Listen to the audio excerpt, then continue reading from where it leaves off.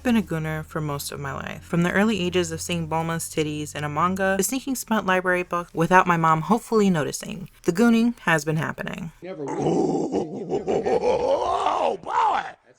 Yeah! My fiance, back in 2014, introduced me back into the forsaken land of anime, and I've not been able to stand since. What started off as a humble watch of Attack on Titan turned into learning the manga smut degeneracy. I of course knew about hentai. What am I? Mark me down as scared and horny. But knowing I could see anime titties on a piece of paper did something to me. Something that would slowly change the trajectory of my life. I started off with Monster Musume. Now, before we get up in arms, I know there is better out there. I was a mere baby of this ecchi game. I did not know what of the ecchi world I could explore. I was merely wondering why this red snake was craving cum. Monster Musume follows Kimito Kurushu, a teenager who is assigned to share a home with a group of monster girls, including the snake girl Mia, the bird girl Poppy, and the horse lady Centaura, as part of a government program designed to help monster beings integrate into human society. While Kurushu is tasked with ensuring the girls don't cause trouble, they all develop feelings for him and vie for his attention. This anime made me rethink my life. Why were these different monsters craving this one man? Was this a common occurrence in the world of ecchi harem? Did I do more diving into this? No. But I wondered, why was it always a different monster? What was the point of the slime monster? But this man wanted nothing more than to love these women individually. But I think the tired, horny trope of a woman fighting over one man is that.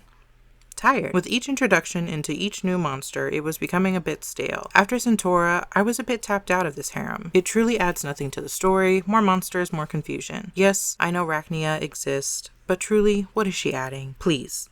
Other than titties and to fill up horny service, nothing about this story has changed. Also, let's not forget that Sue and Poppy are depicted as little girls. There is not enough lolly lore in this world that can save you from that. You're going to jail. Bye, have a great time. Every other scene, this man is on the pure brink of death interacting with these women. The fact that the mangaka is trying to kill his main man proves masochistic goonery knows no bounds. Then the joke of a protection program jumps in right on time before something can happen to remind our main man that he can't do a single thing because of some dumb law that they put in place. But they also dumped their harem dummies on some random dude's front door. I went back to try to rewatch it to help refresh my memory. I once owned most of these mangas, but realized how ass of a series it was. I could not get past the first episode. Honestly, past the first 10 minutes after he jerks off the tip of the snake's tail, I bowed out. I skipped around to see if the plot got any better. It didn't. It was still a Shit is a 2-pack of ass.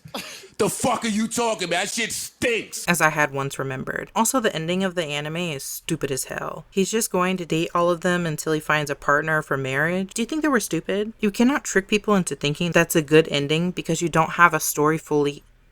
Wait, some of you are good with this? I went on Reddit to try to see if the manga had finished or if there was an announcement of a season 2, and some of you were okay with it just ending this way. The servicing for gooners was well done. I was one of them at one point.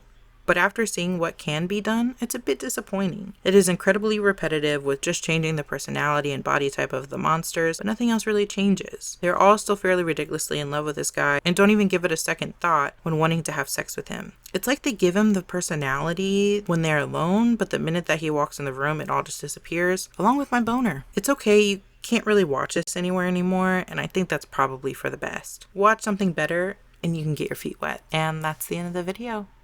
Johnny.